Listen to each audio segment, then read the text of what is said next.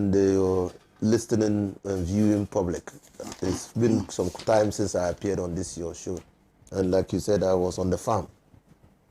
I'm not back yet, but as and when I can, I will be here. On this platform, we had said time and again, when the ravages of the COVID-19 pandemic was taking its toll on not only the people of this country, but the entire world. When the disease, and after now, it's still not yet known. People are still grappling with new discoveries about the virus. We had said that the one way that we could assure ourselves that we're getting things right, or the disease was, or the virus was on its way out, was if we found a vaccine. Because history has shown that any time there is a pandemic, yes, people will build natural antibodies after being exposed to the virus. But it takes a long time for those antibodies to develop. And so it is important to expedite action on the development of antibodies in people. And the only way to do it is to develop a vaccine where a weaker version of the virus is in the vaccine, and your body mechanisms can then fight it and adapt to the virus, so that you develop resistance or mechanisms to fight the virus. Now, so there was a race to, and scientists had said at the time that the pandemic hit us, that you needed between 18 to 24 months to be able to develop a vaccine. Now, vaccines have been developed, and in Britain, in the EU, in Russia, the populations in America, the population being vaccinated to prevent the spread of coronavirus. Now, coronavirus, the discovery of the vaccines has also mutated. So we now have a South African variant. The scientists were at pains to tell us that the South African variant, even though spreads faster, is unlike the mutated variant that they found in Britain, but they were still confident that the vaccines developed will be able to fight the virus. South Africa procured AstraZeneca to vaccinate its people. And it has turned out that this is working to expectation. And that is the challenge. Where the vaccine fails, they would have already introduced the vaccine into the bodies of people in South Africa. So what happens? Does it further mutate the virus in South Africa and then make it difficult? And you see, the economics of vaccine production is an economics of scale thing. You must produce huge quantities of vaccines to be able to make a profit. If not, if the virus mutates in South Africa and you have to produce vaccines for South Africa alone, you might not be able to support its production. Absolutely. Because it becomes very, very expensive. And so we need to watch the South African case very carefully. And also, that is why people are saying that Ghana, we need to pay close attention to the move to our country and outside the country, because the mutations of the viruses or the virus across the globe is a worrying trend. And if different mutations are found in Ghana, nobody can tell right now as we speak what the impact will be on any vaccine that is acquired for the purposes of immunizing people. And I've just read from the Daily Graphic front page that the government intends to procure 55,000 vaccines. So if government is going to procure 55,000 vaccines from a certain producer, and there are mutations of different kinds in the country, we factor that. It might affect the efficacy of the vaccine. And that is what is happening in South Africa because of the mutations. We're talking about coronavirus and the vaccines and our desire, intention to acquire 55,000. Ghana here, we are caught between the devil and the deep blue sea. Children don't show symptoms. They are not very susceptible, unless in rare cases, to the virus. However, when they acquire the virus, they can spread the virus. Schools are super spreaders because people come from various areas.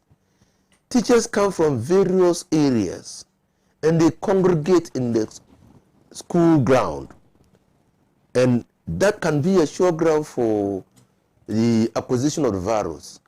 You have children who have stayed home for close to 1.5 years. You are worried about the future of these children. Many of the educational facilities we have cannot be supported by online platforms. Many children cannot even purchase, or their parents cannot even purchase tablets, laptops, smartphones for their children to learn online. Now, and the future of this country also depends on children. Now, a greater number of these children, I understand 100 and something thousand, 1,700 children, 1,700 children have, in recent weeks, have so far been tested. 3,000. Yeah, the total is 3,970. 3,970. So clearly, we don't know where it is going to end. And I hope the Ghana Education Authorities and the National Task Force on the COVID-19 pandemic will come up with strategies on how, one, to ensure that we continue to enforce the protocols and get Ghanaians to voluntarily abide by the protocols that have been issued, and also devise ways of protecting the children. When you protect a child from getting the coronavirus, you are indirectly protecting the parents of the child. Absolutely. And so we should find a way to do that. We're talking about protection. Yesterday, I was dumbfounded. In fact, I was scandalized when the Minister for Health appeared before the vetting committee and the matter of the Frontier Health Services came up. He said he had not cited the contract. Yep. Meanwhile, in his earlier answers, he had said that he initially set up an interministerial task force on the COVID-19. And when his colleague ministers were not cooperating with him, he pleaded with the president to take the task force and put it under the presidency. Then came in. And then there's a contract for testing of passengers arriving in Ghana. And the minister said he didn't know about the contract. Even he made a profound statement that the contract was signed at the presidency. Minister of Health.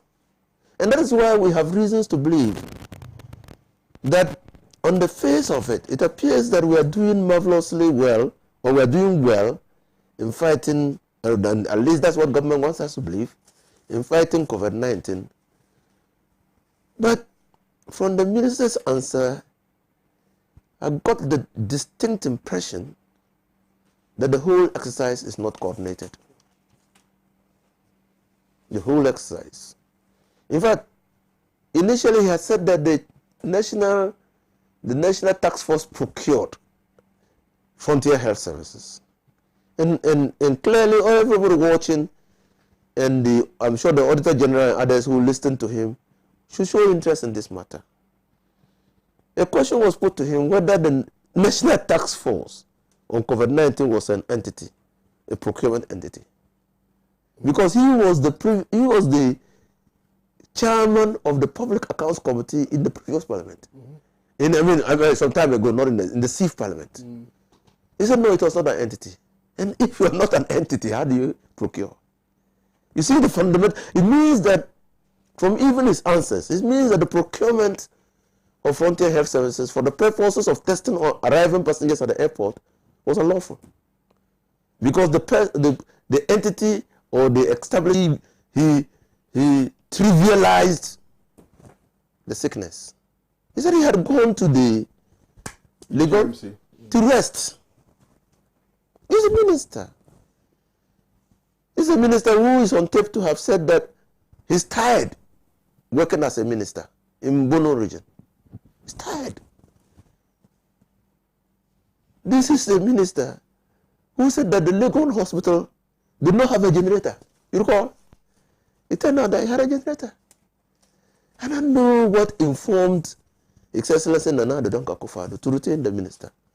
In fact, it was because I was in Parliament, and many of my colleagues had the impression, the feeling, that it was because of the shortcomings of the minister that Okoboy was nominated, vetted, and appointed as Deputy Minister of Health to support the minister.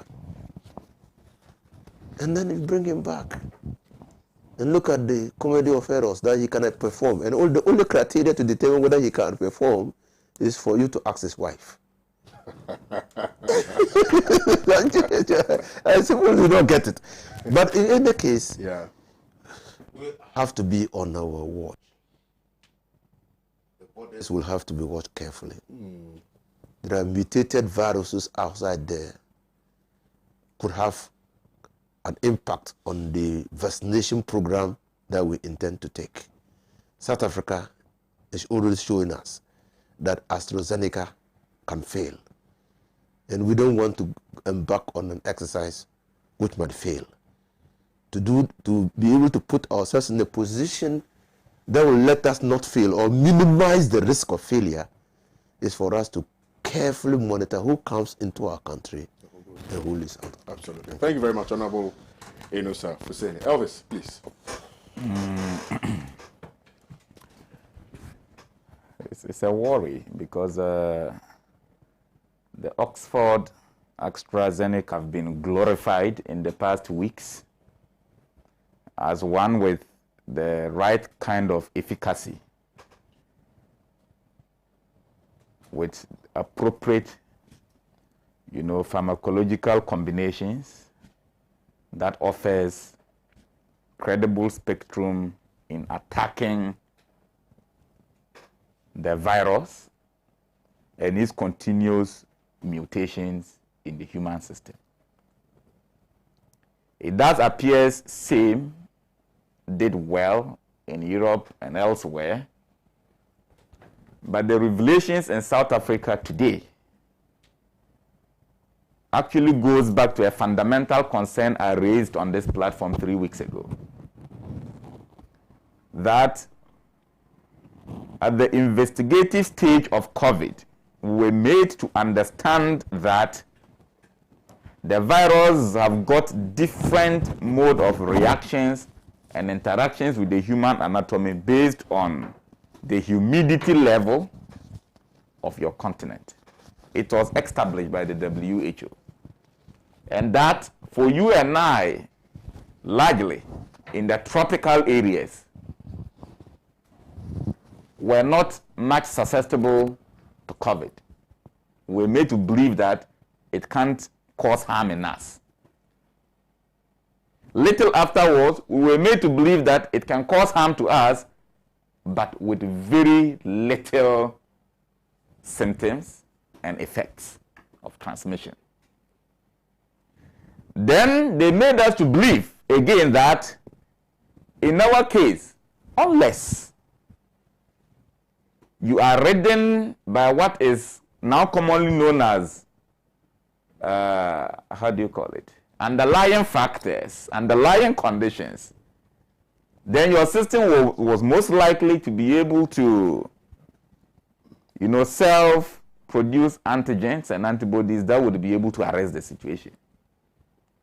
All these rhetorics about COVID and its interaction with us in high humidity areas, tropical areas, high temperature zones, never saw any particular scientific conclusion.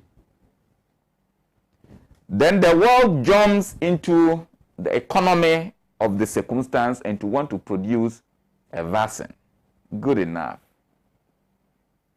But today we have seen that because much attention was not paid to the study of the nature of the virus in the peculiar circumstances of Africa, it is clear,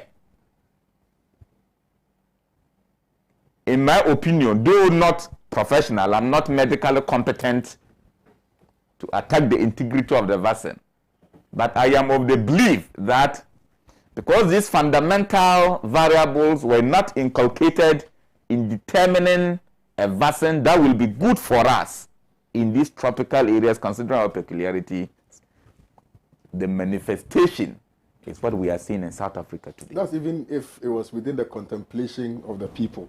Absolutely, the point I am making. Consider Africa You are as a case not, study. you are not the RC, you are not the referent category by the scientists who are developing this. Absolutely, yeah. That is my belief. And that is why from the outset we've been worried, some of us have been worried that our own learning institutions should be able to do so.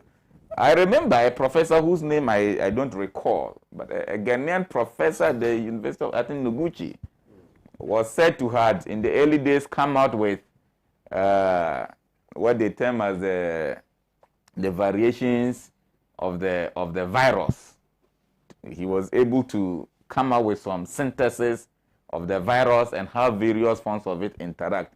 And it was news all over, a very basic scientific clinical process. But it made huge news. What happened after that? What did we use that for? So you see, it has become a worry because the variants and subsequent mutations started in Britain. The B117, we are now told that beyond that one there is a second variant. It is in one of the papers today. Yeah, there is. There's a second variant confirmed clinically. I think this was before even the South African variant. Now get it.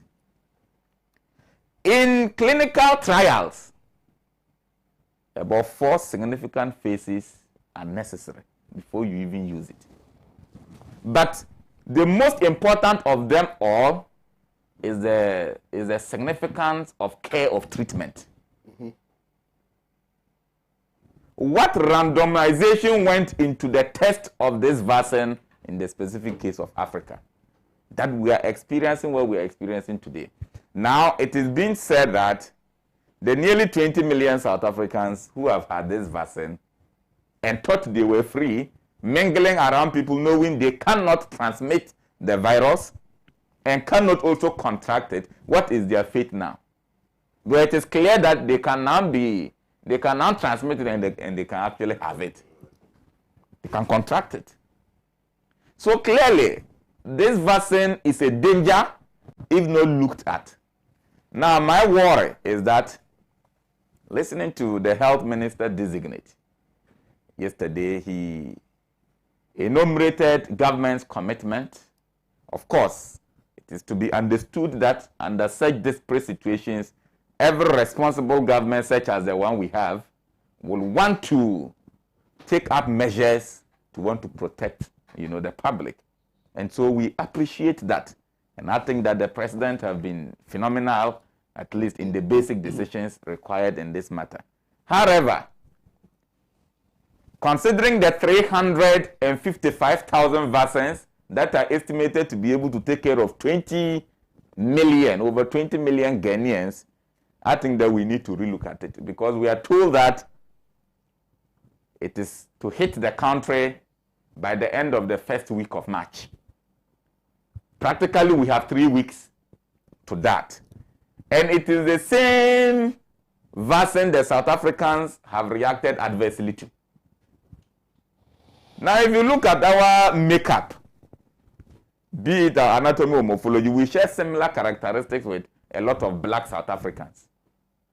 So it then tells us that we will have necessarily to conduct some additional clinical tests, encourage the public to observe the protocols, whilst we wait small to look at further medical scrutiny about this vaccine before we find ourselves in the case of South Africa. So our luck is that we haven't started with it yet. And I can imagine, considering our current economy, you go, take up these things probably on some economic or financial terms that may not be too favorable. And in the end, it turns out that it's not serving the intended purpose for which government have committed so much time, resources to be able to arrest. So, I mean... is that Professor William Ampofo that you're referring to? Professor William Ampofo. Yeah. Professor I William think that Ampofo. Dr. Blankson has sent me the document that you're referring to. I'm referring to. Yes, so it's an African document or so. Exactly. Which has to do with the production of yes, so we should take some of these things, seriously, and then know what we can do. I think it's very detailed, eh? Yeah, it's a very detailed document, and I think that you should get a lot of professionals on your platform to come and speak into the technicalities of it. It should be able to help the situation. Yeah, absolutely. Thank you very much for the submission. Mr. Pratt, please. Well, what is happening in South Africa is perhaps another indication that the science of COVID-19 is not settled yet, and that we are still going to have to work with some assumptions, and that we should be nimble on our feet, so that we don't get into situations where we waste resources and also do not take measures which, in real terms, tackles the COVID-19 situation. The South Africans have spent a lot of money bringing in the Oxford AstraZeneca, vaccine, only to realize that it is not effective against the new strain of the virus, which is spreading in South Africa. So to start with, they are losing the resources that they invested in the procurement of the vaccine, and also people who have been vaccinated or are likely to be vaccinated by this AstraZeneca, vaccine, would not get the kind of protection that was anticipated. And therefore, the level at which the spread of the virus was expected to be slowed down or halted would not happen. This is an important lesson for all of us, you understand? It's an important lesson to the extent that now the science which is fully established is that the virus keeps mutating at a very fast rate. Now you have a Chinese variant of the virus. You have a British variant of the virus. You have a South African variant of the virus. And it is likely that in the coming weeks and months, we may get other variants of the virus. It is even possible to get a Ghanaian variant of the virus. So therefore, it is also reasonable to assume that all of these vaccines that have been developed up to this stage may not give us the level of immunity we want a couple of months ahead. This is where the science is leading us, you understand? Yeah. Now, my shock is that if you listen around the world and you listen to Ghanaian authorities, they are ignoring some of the countries that appear to be doing very, very well in the fight against COVID-19. Everybody is talking about Oxford AstraZeneca. They are talking about what the Germans have developed. They are talking about what the Chinese have developed. And they are talking about, what the Russians have developed. you hardly hear them talking about what the Cubans have developed. And the Cubans have developed 2 vaccines, which are said to be very, very potent, offering protection of beyond, 90% and so on. And yet nobody is talking about Cuba. I believe that it is easier to negotiate with the Cuban authorities, given the circumstances in which we find ourselves. And we also do know that the vaccines that the Cubans have developed are the least expensive in the family of vaccines which are being developed around the world. And yet nobody is talking about the Cuban, development of vaccines and how we can use that effectively, to deal with our condition. I'm reading the newspapers and I'm very seriously alarmed. Because it does appear that our authorities are not following the signs. If you look at the statistics which has been made available by Child Rights, what is it called? International, it is worrying. They're saying that in the last couple of weeks, by the virus. Now, that indicates that the claim that children are not vulnerable and so on is hogwash. You understand? Complete hogwash. Children are vulnerable. If you take the case from March last year to February this year, the number of children who have been infected is close to 4,000. You understand? Now, there's also evidence that even an 8-month-old baby got infected with the virus. So this approach, based on the assumption that children are less vulnerable, is foolish, absolutely foolish, and we should not take it into account. You understand? Now, on the basis of that, we've come to take certain measures. And last Saturday, I made the point that those measures defy common sense. And one newspaper was crafty enough to understand that to mean an insult of the president. And they splash it on their front page and so on. What I'm saying is that the measures we are implementing defy common sense. And that is not supposed to be an insult to anybody. We have decided to reopen schools, okay? And one of the reasons we are giving for reopening schools is that, the number of infections amongst children and in schools is low. So we should not be alarmed. We should open schools. What is the reverse of that? That we should wait for the number of infections in schools and among children to rise before we take measures. Does that make sense? Does that make sense? Shouldn't you be taking measures to ensure that the infection rate amongst children and in schools is very, very low or non-existent? The policy we are implementing is hinged on the assumption that the infection rate is low, and therefore we can do what we are doing and so on. And it's strange.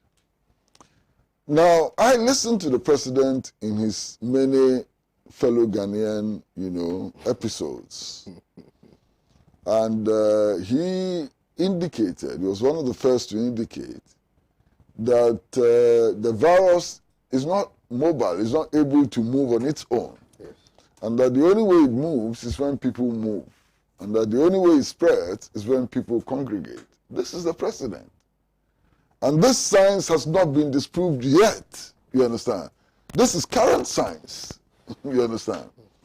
So why do we make people move and why do we make people congregate? It doesn't make sense to me. Now you have a situation where we have decided to suspend Parliament for 3 weeks. Now mind you, Parliament is made up of adults, responsible adults, some of whom have been ministers before, some of whom have been teachers before, chief executives of state enterprises and private enterprises and so on. We think that they are vulnerable. They are not in a position to stop the spread of the virus amongst them in Parliament. So we are shutting down Parliament for 3 weeks. And the same breath, we believe that children, some of whom are below 2 years of age and so on, as for them, they can protect themselves, or that we can protect them, so they should go and mingle and so on. How does this make sense? I mean, somebody must be explaining to us how adult parliamentarians, responsible parliamentarians, should be prevented from congregating, and children below 2 years of age should be allowed to congregate. Does it make sense? I have seen videos, you understand? I've seen videos of the observation of protocols in the schools and so on. And one of them, Master, I was so shocked. There's a video of a child who is going to classes. I'm sure all of you have seen it. Rushes to the Veronica bucket and so on. Puts some soap on his hand and decides to wash his hands in the collection of wastewater, and just does this and rushes to class. That child is in danger. You understand? Yes, Veronica buckets have been provided, soap has been provided, water has been provided, but that child simply doesn't know how to use the Veronica bucket and so on. And that child is in danger. Look, in this country, we have schools in which there's one teacher, sometimes to 300 children. How can this teacher, one teacher to 300 children, manage to provide guidance? Simply impossible. It cannot happen. You understand? So we are endangering the lives of our children. And we must understand that when the children get infected in schools, they will bring the infection into the community. So this policy of reopening schools, Master, I cannot understand it. It defies common sense and so on. Now, if you get to the tertiary level, the situation is even worse. I've been speaking to students on the University of Ghana campus. We have reopened the university. The students are on campus, but they don't attend lectures. They are doing their studies via Zoom. They're doing their studies, using e-learning techniques and so on. So if they are not attending lectures, if the lecturers are not interacting with them and so on, they have to do their lectures through Zoom and so on, why compel them to congregate on the campuses? Congregate on the campuses only to stay in their halls of residence and to use Zoom, for lectures and so on. So I believe very strongly, I'm in full agreement to the Ghana Medical Association, that the policy of reopening schools must be looked at again. As quickly as possible, we need to move towards the closure of our schools because, it's another hotspot and it can lead to the exacerbation of our situation. Now, so many numbers have been bandied around, rate of infection, the mortality rate, and so on. Master, those figures, where are we getting those figures from? And for me, this is a very important matter. Where we are getting these figures from is a very important matter. We have a situation where we have stopped contact tracing.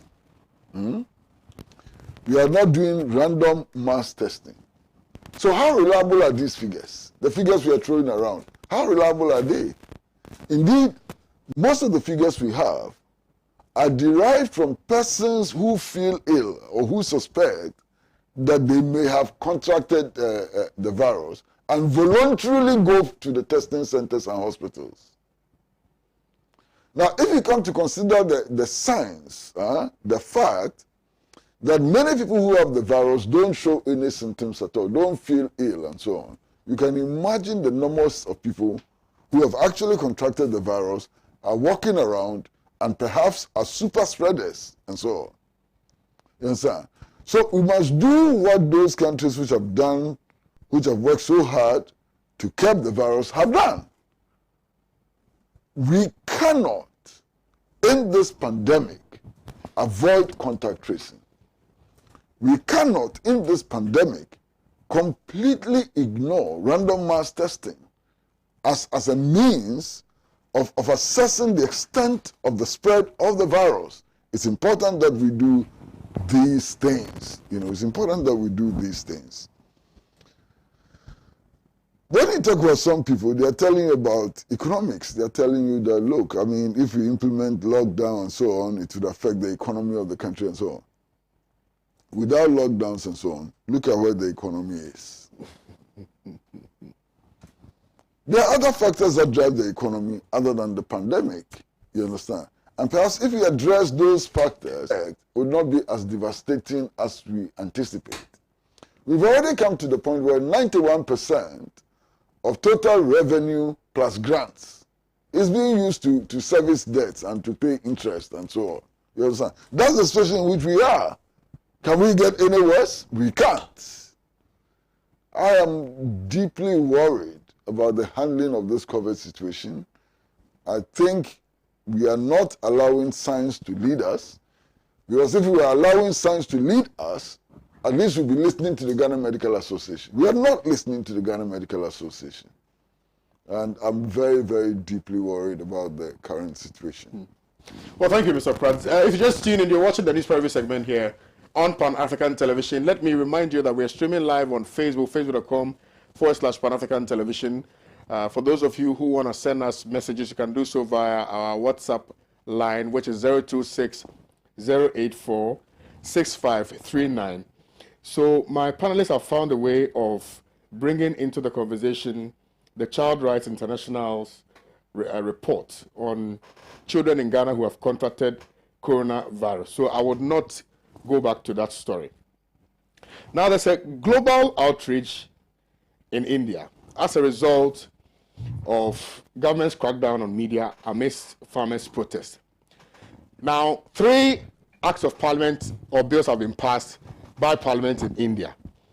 And, farmers, the farmers union obviously are not happy about it because they claim that it's anti-farmers.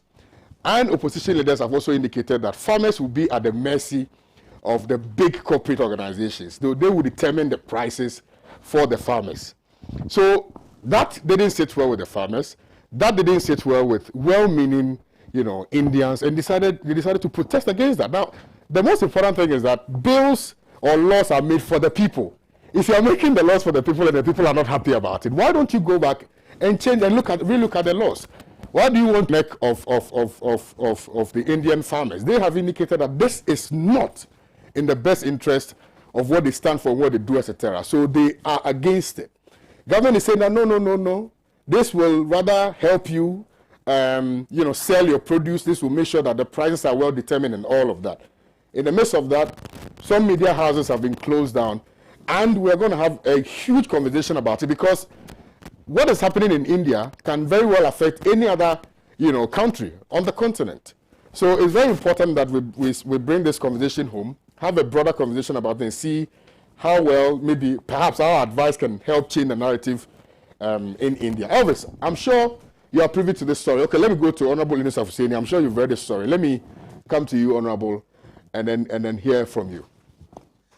Well, the fact is, India is the largest democracy on earth. People, yet as the largest number of people. Sometimes you read reports about India, and the reports wonder how they are able to organize democratic elections and hold free and fair elections. India, too, has got a huge population of the country being farmers. We have peasant farmers as well as commercial farmers.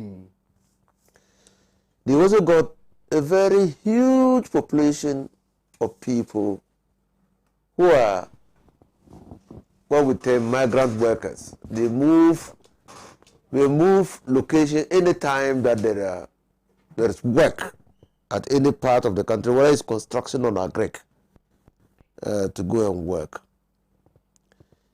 India also is in the grip of the corporate India. There are very rich families in India who control, determine the affairs of India.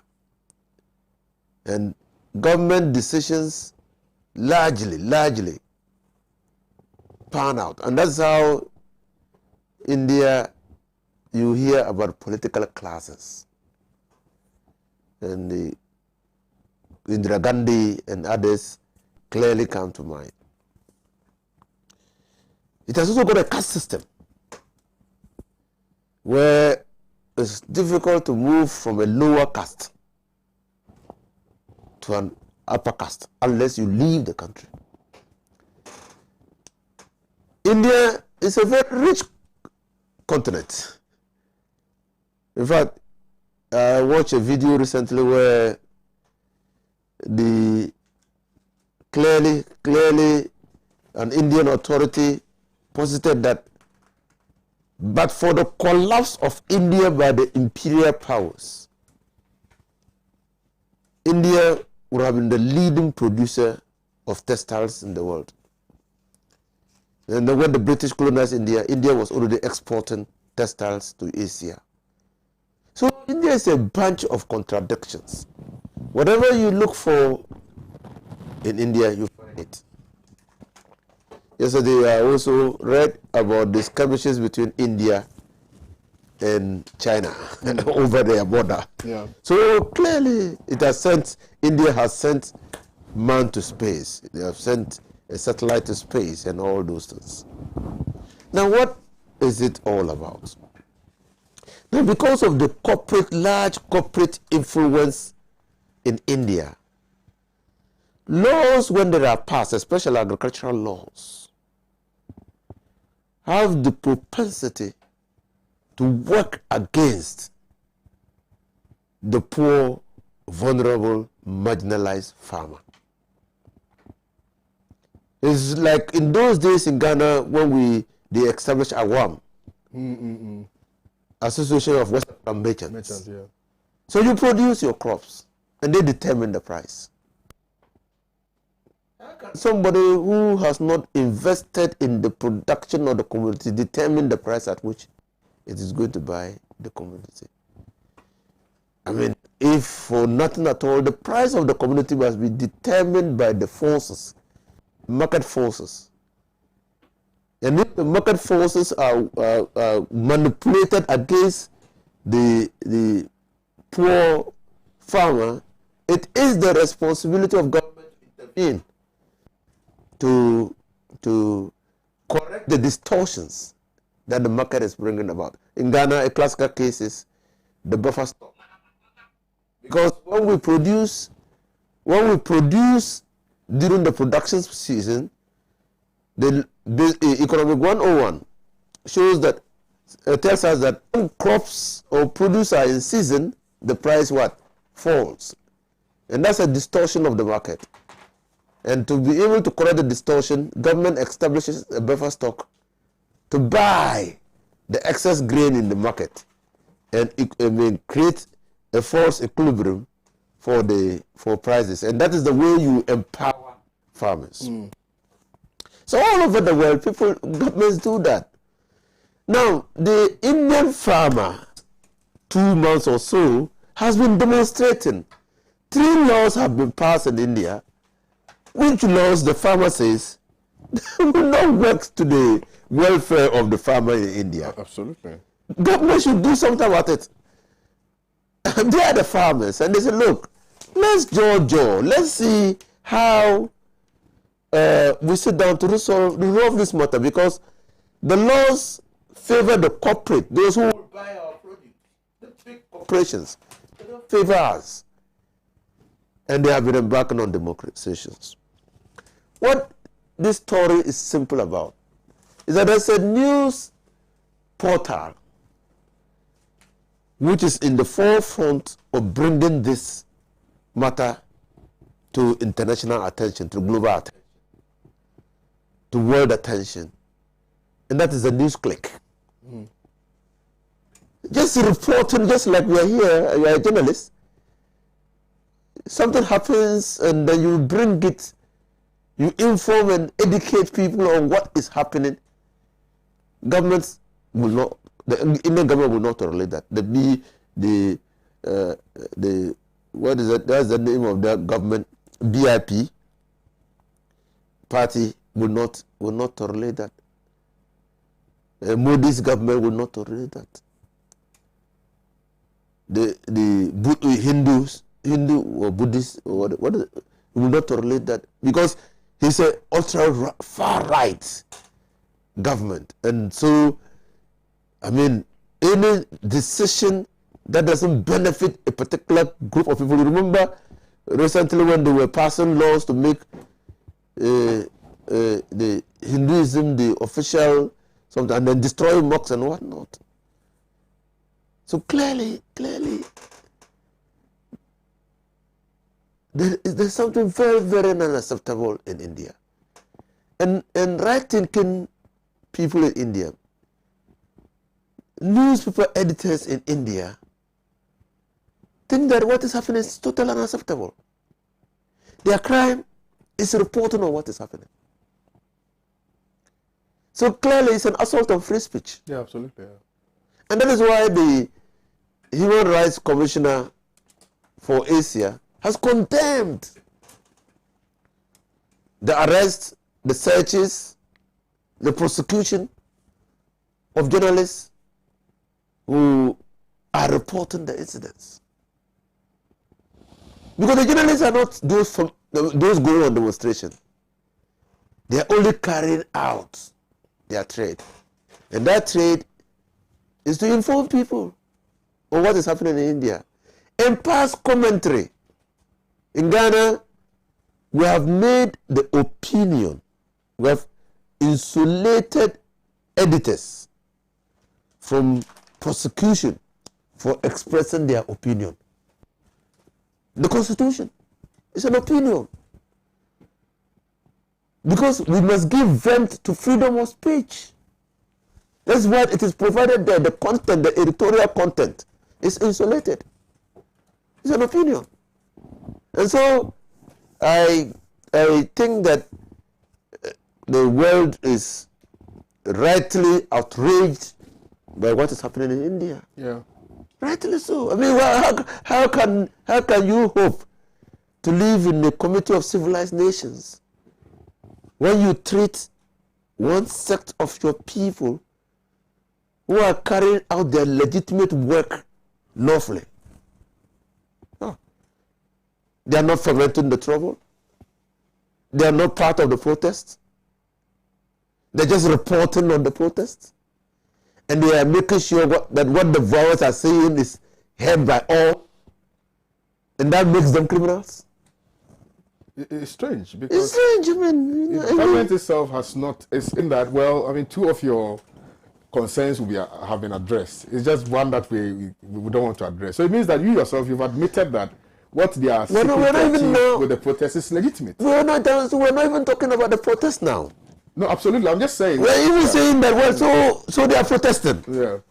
Students are protesting. Yeah. The police has doused them with hot water. Pan Africa is reporting. Pan Africa is reporting. And then they come across. We're not even talking about whether it's right or wrong. We're not talking about